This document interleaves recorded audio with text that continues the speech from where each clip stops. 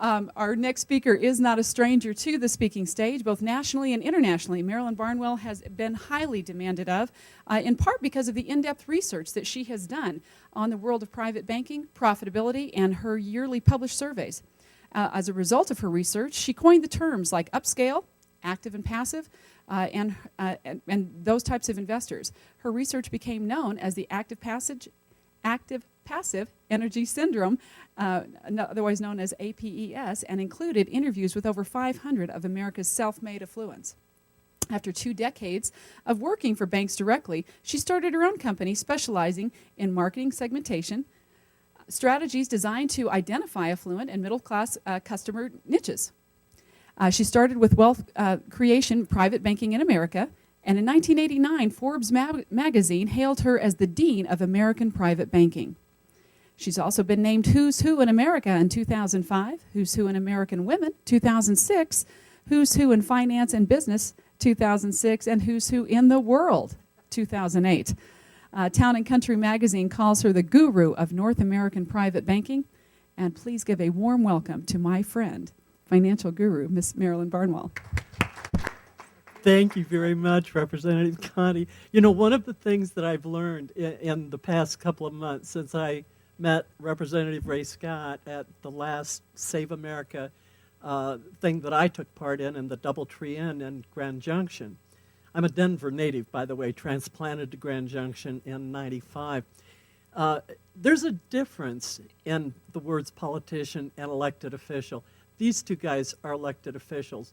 I have had so much of my own confidence restored between the two of them and the work they've done on state banks. The one thing I want to say about the word state banks before we even start, it sounds like a socialist term, like the bank you're going to be doing business with, driving up, you know, the ATMs and all of that, car loans. It isn't. That's not what it is. But I'm not going to talk about what a state bank is until I kind of get to the end of this presentation, mainly because I want to tell you why we need them first and what the benefits are that we get from state banks. Sounds like it's a dull term. Banking is not the most exciting topic in the world. And then I realized I was all in black today, and talking about banking in the current economic environment was probably not a good idea. I do want to apologize for having to talk to you sitting down. I have arthritis throughout my spine, and I can't stand very long. That's why I retired from the speaker's circuit back in '93. The other thing I will tell you, I will be clearing my throat. I might as well get all this out in the open right up front. I had throat surgery this year. I looked a little like I had a date with OJ, but I didn't. But the fact is, I clear my throat as a result of it. I'll get through it. I want to start by showing you some slides. The slides have absolutely nothing to do with state banks. They have everything to do with why we need state banks. In Boise, Idaho, 1 out of every 21 homes is in foreclosure. In Sarasota, Florida, also 1 in 21 homes in foreclosure. Lakeland, Florida, 1 in 21. Well, when we get to Tampa, 1 in 20 homes in foreclosure. Port St. Lucie, Florida, 1 in 19 homes in foreclosure. Sacramento, California, Nancy Pelosi's home out there, 1 in 19 homes in foreclosure. Deltona, Florida, 1 in 17 homes in foreclosure. Bakersfield, California, 1 in 17 homes in foreclosure. Now we're in Senator Harry Reid's home state, Reno, Nevada, 1 in 16 homes in foreclosure. Vallejo, California, 1 in 16 homes in foreclosure. Orlando, Florida, Disney World, 1 in 15 homes in foreclosure. Merced, California, 1 in 14 homes in foreclosure. Stockton, California, 1 in 14 homes. Riverside, California, that's about as middle class as you can get. 1 of 14 homes in foreclosure. Miami, 1 in 14 homes in foreclosure. Phoenix, we're getting closer to home. 1 in 14 homes in foreclosure. Modesto, California, 1 in 14. Cape Coral, Florida, 1 in 12. And now we're back to Senator Reed's state, Las Vegas. 1 in 9 homes are in foreclosure in Las Vegas, Nevada.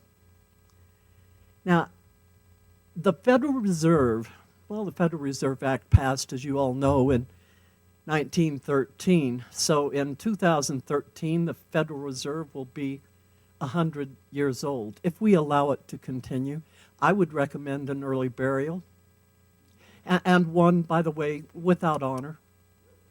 It didn't earn it.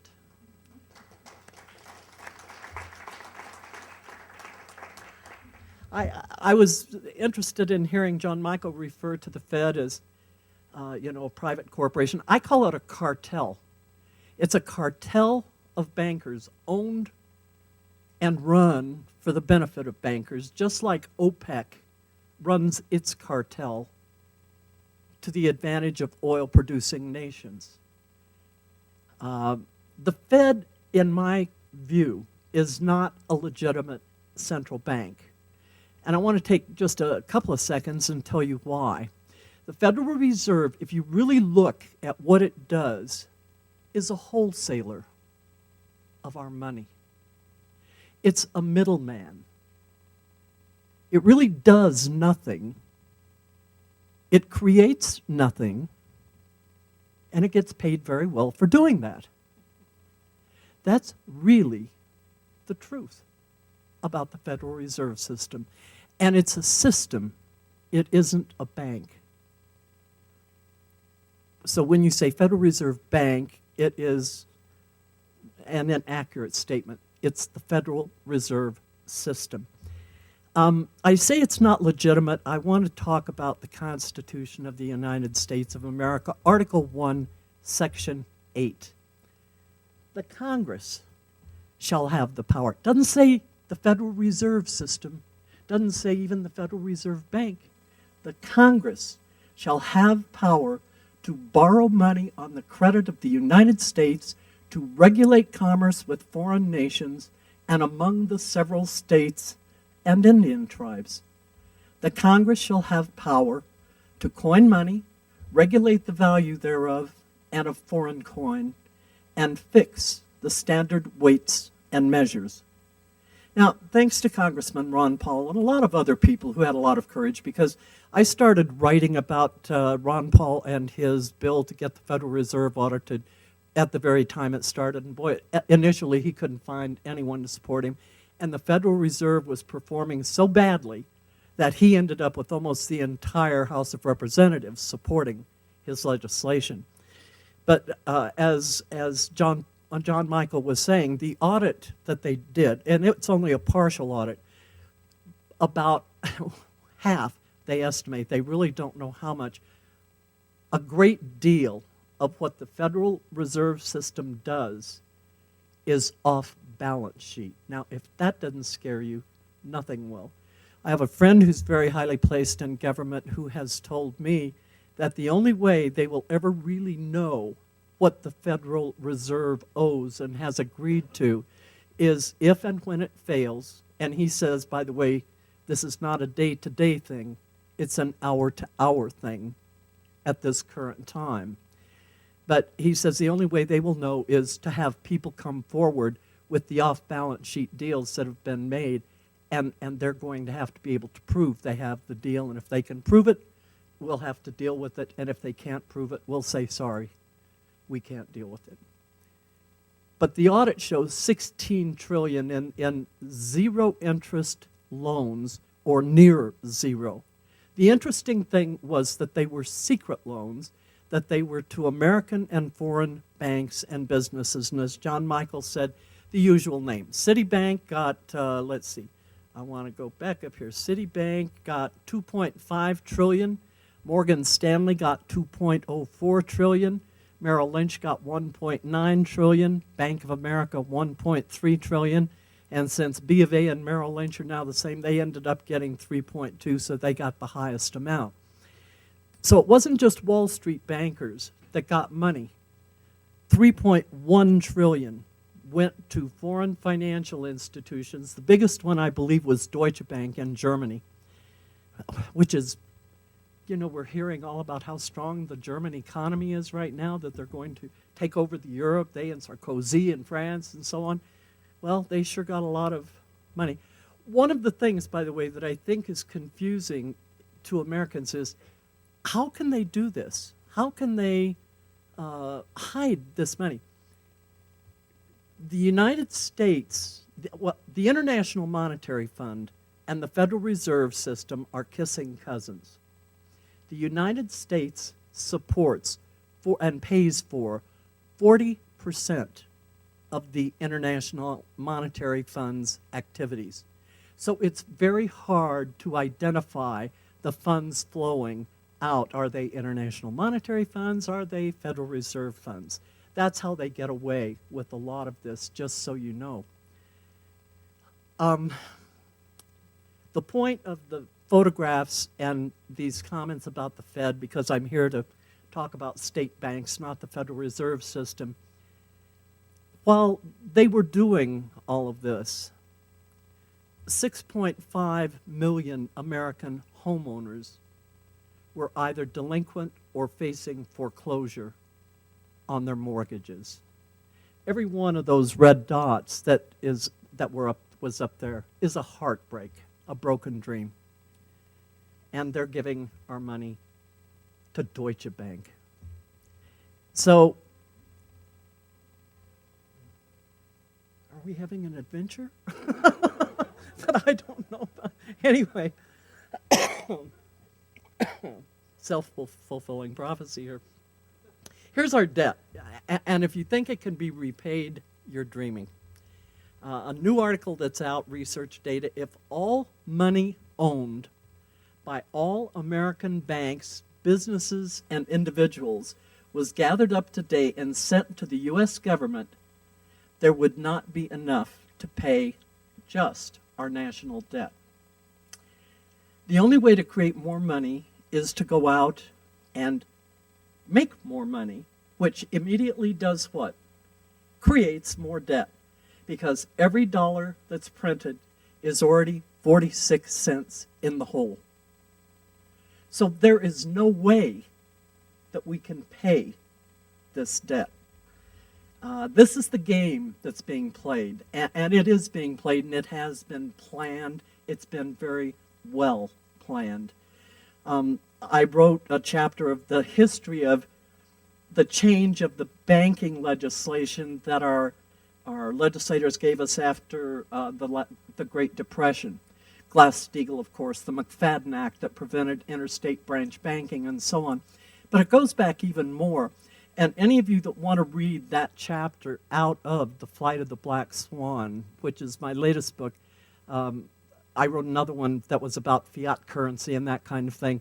Black Swan is more about the collapse of the Federal Reserve System and our currency. I'll be glad to send you that chapter over the internet on email. My email address is Marilyn Writes, W-R-I-T-E-S, Marilyn Writes @juno.com. Just send me an email, and I'll be glad to send you a copy of Chapter 9 that deals with the economic history of the banking changes. This is not an accident. It's not a mistake. It's not something that happened because George W. Bush is dumb or Obama isn't doing precisely what Obama wants to have done with the economy collapsing. This has been a very planned event. Now, we're $15 trillion in debt. We spend $1.50 for every dollar of revenue we receive. That's unsustainable. Every dollar, as I said, is 46 cents in debt when it's barely printed. So therefore, it isn't a dollar. It's barely a half dollar. There's some unlawful implications here. You know that if you or I turned a piece of paper into something and took it out and called it a dollar, said this is worth a dollar, the word counterfeiting might come up. But the Federal Reserve and the Treasury can do this. Obviously, they play by different game rules than we do. This all gets back to my basic point with the slides of the cities. The Fed has damaged the country. The Fed has damaged the people. The best way to correct the problem of the Federal Reserve is to implement state banks. To capsulize our problem in America economically right now, we have too much centralized power. What state banks does is decentralize the financial part of this too much centralized power. There are other things that need to be decentralized too, but since the banks tend to, or the system tends to fund all of those other things, it's a really good place to start. Because what it does is cuts off the head of the snake by removing state dollars from being sent to the Federal Reserve. Okay. Another comment I'd make, by the way, it's very, very important to understand this. I don't know how many of you have read the reports on this rage thing that's supposed to happen on the 17th of December. Yeah, September, isn't it the 7th? Yeah, and so on. If the Federal Reserve gets taken down improperly, violently, you can take what we have that we can expect to happen right now and multiply the damage by 10. It has got to be done lawfully. It has got to be done peacefully. But it's got to be done. They do have to come down. You might want to ask yourself this question. I do a lot. How can we, without being hypocritical, and I always remember Christ and "O ye hypocrites" on the steps of the temple. How can we go to those who are violating our constitutional rights and unconstitutionally remove their power to do so without being a hypocrite? There are legal, lawful, honorable ways to do this. When our founding fathers decided they'd had enough of England and the crown, they did something. They wrote a document. What was it called again? Declaration. Yeah, our Bill of Rights that came after with the Constitution. We need to do it right. That's why I consider state banks to be the most critical issue that we can deal with. Well, you may wonder, if I'm here to talk about state banks, why am I talking so much about the Fed? I wanted you to understand from my perspective why it's so important, why it's a critical issue, why we've got to get rid of this creature from Jekyll Island, as Ed says in his book so eloquently. I also want to tell you that state banks is a very popular idea right now. I started writing about the state banking system, the concept, about a little over 2 years ago. And since that time, I think probably there are a lot of people in North Dakota who are very angry at me because they get a lot of calls from around the country. But since that time, Washington, Oregon, California, Hawaii, Illinois, Montana, Florida, Virginia, Maryland, Virginia, and Massachusetts have all begun the legislative process of implementing a state bank. And I asked Ray Scott, Representative Scott, and asked him if it was okay to tell our live audience here in Colorado that he will place state bank legislation before the Colorado legislature when it reconvenes in January 2012. And thank you, Representative Scott and Representative Conti, for their support on this.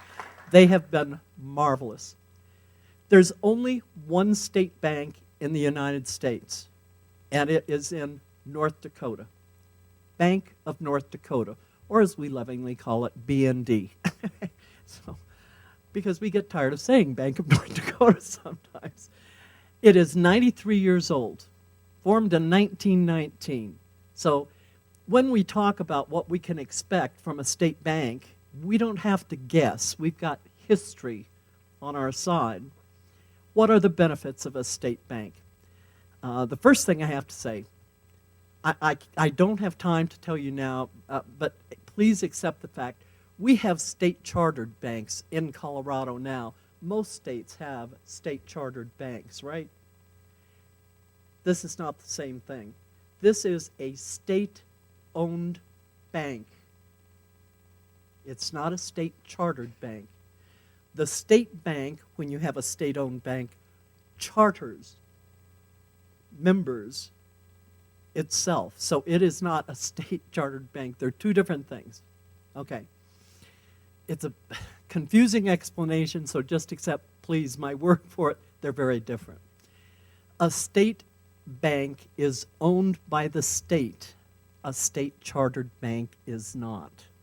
Okay. Now, here's some of the things you can expect from a state bank based on results from the North Dakota State Bank.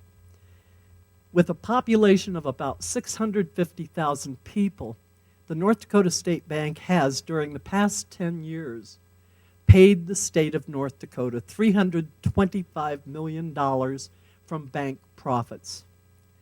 In 2010, I believe also in 2009, the worst economy in recent history, where every state is having a budget deficit, especially in places like Colorado that's so dependent on tourism, North Dakota had its largest budget surplus in that state's history. North Dakota tops the list of state economies year after year. But let's talk about jobs. Unemployment, as John Michael was saying, you know, if you look at the statistics, it's 9.1. We all know it's closer to 19, 20% when you take into consideration the people who have given up looking for work or who have taken a job as a hamburger flipper. If you go to some place like Detroit, Michigan, you're looking at 50%. I have a friend in Michigan who says you cannot believe how bad it is here. But let's just take their numbers. The national unemployment rate, 9.1%. Colorado, 8.5%. North Dakota, as of July 2011, 3.3%. Reducing taxes. Here's a benefit from a state bank. In 2011, North Dakotans will see almost $500 million of their money returned to them in the form of income and property tax cuts. Now, if you take the 2009 and 2011 tax reductions, the average North Dakotan will enjoy a 30% tax liability drop. The legislature also funded $342 million in property tax relief. How long has it been since we've heard that? The word property tax relief instead of increase. The owner of a $150,000 home will enjoy a tax reduction of $506. Not bad. So here's the breakdown of how their tax reduction program went in North Dakota. $342 million approximately in property tax relief. That money goes to the superintendent of schools for grants to school districts under the mill levy reduction program. I love those words, mill levy reduction. Oh, instead of increase. 120 million reduces all individual income tax rates by 17.9%. 25 million reduces all existing corporate income tax rates by 19.5%. Does anybody wonder why business is moving to North Dakota? Representative Scott was telling me the other day, he had a friend who went there. He had to drive 80 miles on a 2-lane highway out in the country, paved, all very nice. It took him 4 hours. The traffic is so heavy in North Dakota on its highways. This is not Los Angeles and Disneyland or Orlando and Disney World type tourism. This is business traffic. He said it was literally stop and go in some places. So the 25 million reduces the corporate tax by 19.5. You have a 2.125 million reduction in financial institutions tax rate to get them to loan. And they are loaning in North Dakota. By the way, they haven't had a bank failure during this entire crisis. So if you support schools or reduced income taxes, which stimulate retail sales, which stimulates job creation, you support state banks. The Bank of North Dakota is a big reason that the state has been able to do what they've done with taxes and so on. On July 18th, I found an Associated Press article reported that jobs in North Dakota increased by 61,000 since 2000. That doesn't sound like a lot of jobs, unless you're losing jobs, which we are in Colorado. But this is only a 700,000 population, less than 700,000. And the Denver suburban area is 2.5 million just by itself, without getting into Grand Junction and Durango and Pueblo and so on. So how do we know? Oh, I meant to say about 15,000 of their jobs are still available in North Dakota if you're looking or you know anyone else who is looking. But how do we know, how can we tell that the Bank of North Dakota is largely responsible for the state's economic performance? The first time I talked about state banks was at the Pueblo Liberty Action Group. And one of the first questions asked was, how much of an impact did the Bakken oil fields have on North Dakota's wealth? Well, I looked it up actually after that night. Montana and South Dakota and Wyoming all enjoyed an energy boom. Montana and Wyoming have extracted far more gas and oil than North Dakota. The Bakken oil field stretches across Montana as well as North Dakota, and the greatest oil production comes from the Elm Coulee field in Montana, not North Dakota.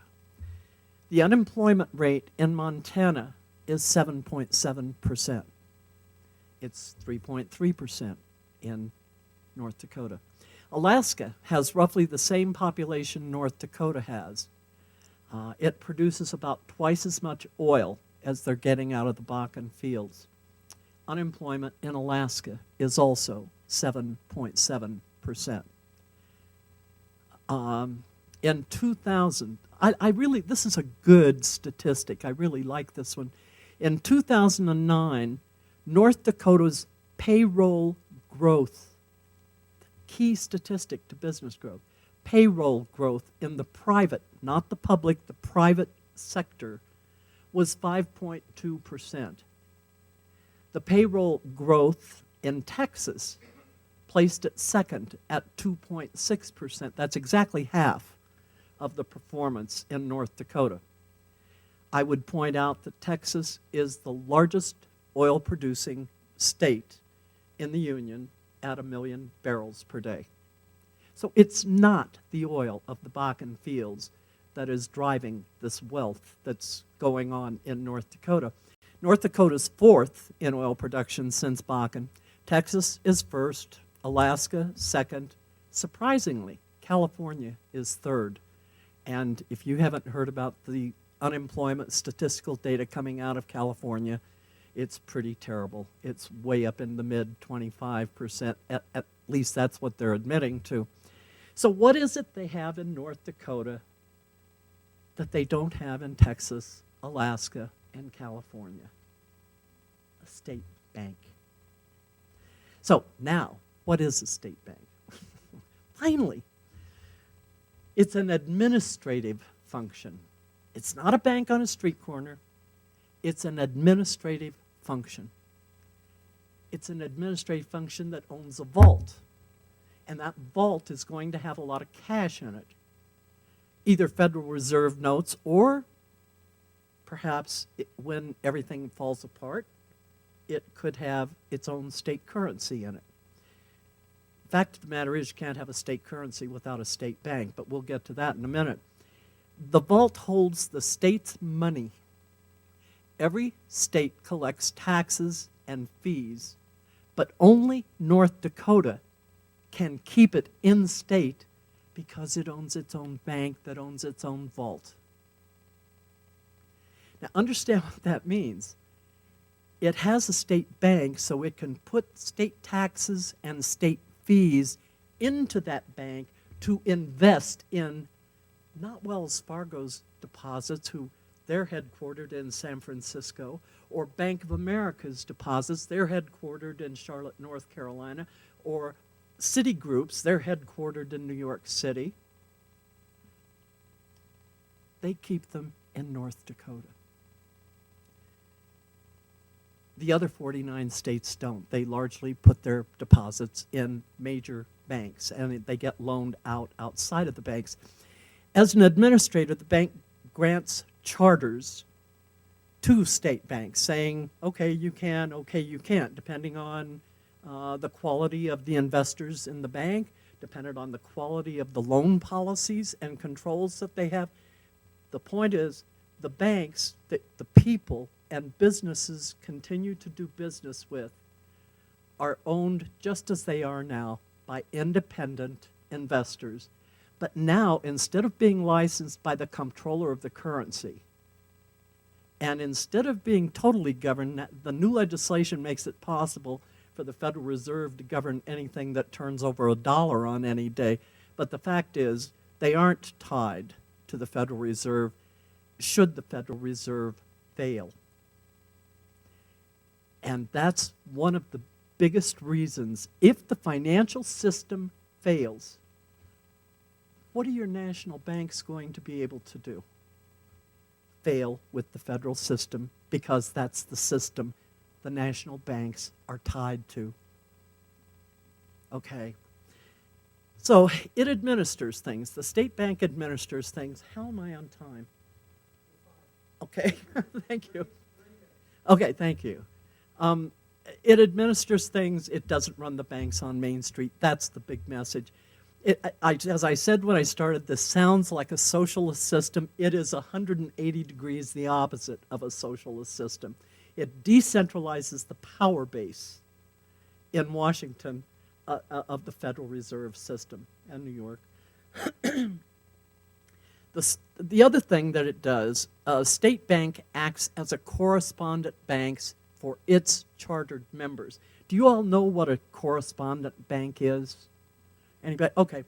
If I'm a small bank and I'm sitting on Main Street in Alamosa, and a company comes and they say, God, I really like Alamosa. I want to build a company here, and I need this much money.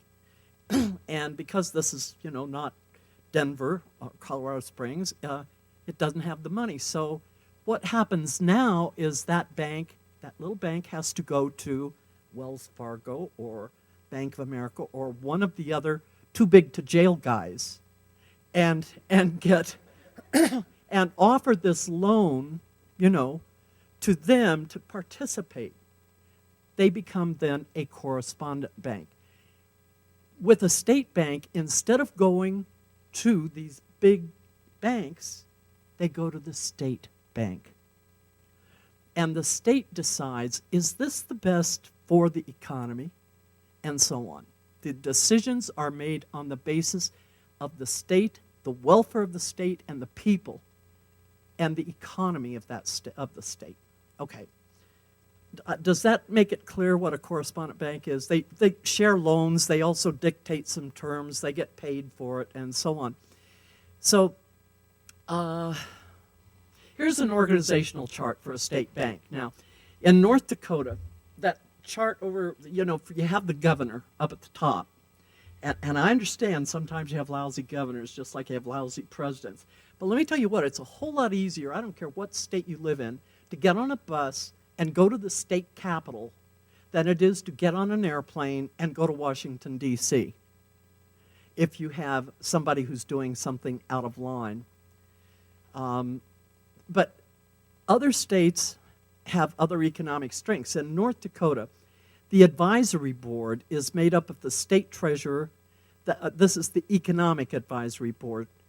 The state treasurer, the head of the agriculture department, and others who represent the economic objectives of the state, like agriculture, oil, gas, technology. And these are the stated objectives, economic objectives of the state of North Dakota. Now, other states have other economic strengths they would want represented on that advisory board. Agriculture, gas, uranium, oil, shale, tourism in Colorado, perhaps coal in Utah, or timber in Washington. In other words, it allows you to gain advantage to your state economy for your natural resources. If that makes sense to everybody. Now, that middle group on the chart is the financial advisory group, and they're the bankers. They are not politicians. And by the way, I have checked and checked and checked. This bank is not a political toy. It is not a general mini Federal Reserve. This bank functions for the benefit of the people of North Dakota, and largely because of the makeup of these committees. They are like this. The economic advisory group says, okay, here's where we need to create and support business growth. Agriculture, and they get together with this middle group, that's the loan, and say, okay, what kind of loan policies do we need to be more supportive of the kind of agriculture that we have in North Dakota, like we have winter wheat in Colorado? Well, they don't have that anyplace else, so it's kind of hard on bank credit sometime to deal with that. This lets you deal with the specific issues of your state, and that gets back to the decentralization process. Okay, so what does a state bank do that makes such a huge impact? Well, I've kind of covered it, but more specifically, keeping in state the tax and fee income the state receives rather than having them deposited in a large money center bank. And the state bank gives a portion of its profits to the Treasury, which then allows the Treasury to reduce taxes and support the education system and so on by increasing personal income, retail sales. And it's a spin-off effect. And the other 49 states, we deposit our money in those large banks. We support the very Federal Reserve System we all clap and would like to get rid of. Yeah, it doesn't make sense. So,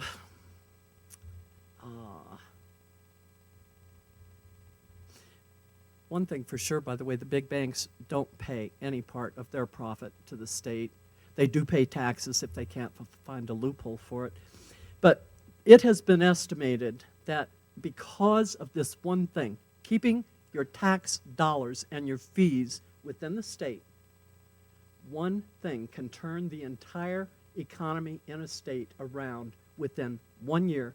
And there have been estimates as high as a 600% ratio of variance between what you have now and what you can have if you keep those state taxes and fees within the state. Well, to my libertarian friends, I know you all hate the idea of anybody having any control over this kind of a system, but the fact of the matter is, you have to have a managed financial system for a variety of reasons. Do we need to pay attention to what's going on? You bet we do. Fact of the matter is, if we as citizens had back in 1913 and thereafter, paid attention to what the Federal Reserve System was doing with these little tiny incremental steps leading us to destruction, we wouldn't be where we are right now. We have some responsibility to bear for this too. You know, allowing or enabling isn't the best way in the world to create a strong system. But without an organized system of finance to replace a failed federal system, should the federal system fail, economic chaos is going to occur if there is no state banking system. And now I want to get to the critical nature of why this is important. If things in the state financial services industry begin to go awry, it's a lot easier. Oh, no, wait, I want to skip that. I'll come back to it. State banks deal, oh yeah, the two key, I said I'd get to these. Oh, come on, Marilyn. Oh, it's awful to get old. Don't get old. Currency, state currency, and being able to declare sovereignty. You can do neither without a state bank. Now, we have all these states that have declared sovereignty, right? I mean, I've got a list of them somewhere on here. It's what I was looking for. Oh, there they are. We have Alabama, Nebraska, Rhode Island, Wyoming, Washington, Indiana, Kentucky, Georgia, Kansas, Missouri, Mississippi, and Maryland have all passed sovereignty laws. To be sovereign, two things have to occur. You have to have de jure and de facto. You have to declare yourself sovereign, which these states have done. We're sovereign states. We have the right to be sovereign. You must also be sovereign in fact. And part of that de facto or in fact statement says that you have a declared piece of land with a declared population, which a state has, and you must be in control of your monetary system. Because if you aren't in control of your monetary system, how do you do trade? How can people rely on your credit as a state? How do you pay your state bills? You know, think in terms of what happens when the national system falls. The national banks aren't going to accept your new currency. They can't. The Fed wouldn't let them, number one. Number two, they wouldn't know what to do with it if they had it. So how do you, with a new currency, and once you're sovereign, believe me, they aren't going to let you use a Federal Reserve note. So you're going to have to create your own currency. How do you get your paychecks cashed? How do you pay your bills? Because guess who clears every check that you write? The Federal Reserve System. The thing, and one of the most important parts about state banks is this. They can tomorrow, if the system North Dakota uses the Federal Reserve System right now, but guess what? If the Fed failed tomorrow, they could open their doors the next day and clear their own checks immediately. It's a convenience right now. So properly structured, a state bank will enable declarations of sovereignty because it gives you the ability to control your own financial system, monetary system. And you can't, even if you don't declare sovereignty, if your state says, we want to create our own currency, again, you get back to the question of the national banks can't deal with your state's currency. The Fed won't let them. Who's going to be in charge of the distribution system for a state currency? There's only one answer to that: a state bank. So what a state bank does in the end analysis is this. It lets you keep every alternative open without having to exercise them unless it becomes necessary. If that's what you want to do, it enables you to declare sovereignty. It enables you, should everything else fail, and it can happen very quickly. But you have to have a state bank in place to be able to do these things. And believe me, once it falls, it's too late. Because as Representative Conti and Representative Scott can tell you, it is a major headache putting this together. And I will tell you this, too. I'm going to close with this. How am I done on time? John? Okay. I want to close with this. I believe this is going to come down to being a citizen alternative. I believe you're going to have to, and I am going to have to go out and get petitions signed. You want to know why? There is not a big bank in this state or any other. There is not a bank association in this state or any other that isn't totally intimidated and threatened by the concept of this implementing state banks for the benefit of the people. Why? It upsets their power base. And if Representatives Conti and Scott are able to get this legislation onto, proposed into the legislature, it will have to be voted on. By the way, Colorado State Constitution will require it to be a vote of the people on this. You are going to see so much negative advertising about how, oh my God, this is a socialist system. Oh my, you can't do that. I'm sure they'll find ways to bring infants and pregnant women and dogs that are in, puppies, kittens. They will throw everything. And my fear is that there aren't enough politicians in our legislature that have the courage of Representative Conti and Representative Scott. I have a feeling this is going to go to the people if we're going to get it done, and get it done in time. So that's what I have to say about state banks.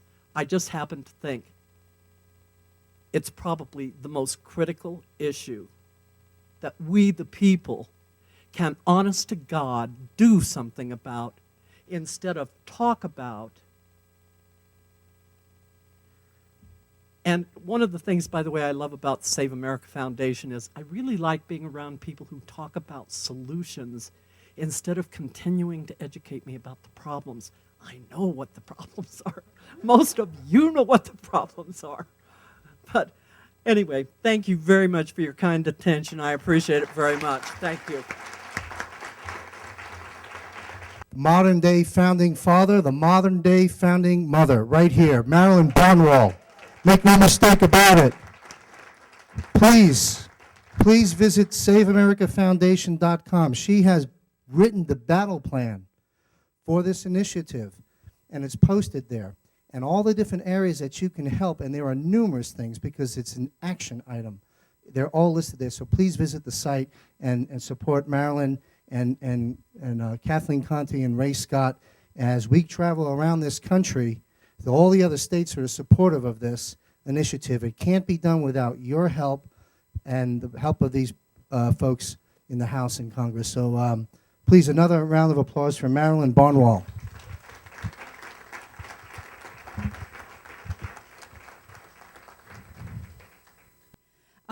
Thank you so much, John. I just want to make mention of the fact that when we started meeting with Marilyn, and it takes a while to wrap your mind around this concept. And I can tell you that it's taking a while for leadership to wrap its mind around this concept. And one of the difficult things is how you sell this and and it takes a while to explain this. And it's almost an idea that has to marinate because you do approach it and it sounds initially very socialistic.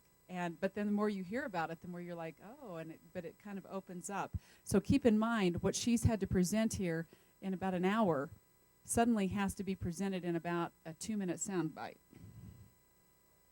Hard to do.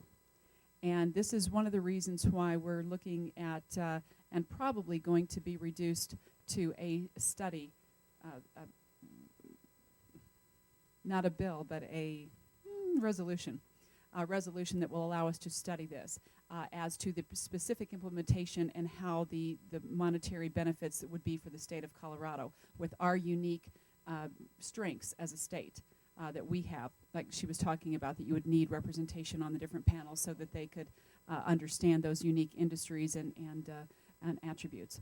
So thank you very much for that presentation, and please know that we will be continuing to work with that and keep you updated as we move along. And also we want to also mention the state banking DVD that is available out in the lobby for the low price of merely $10, a definite bargain you have to go home with multiples of.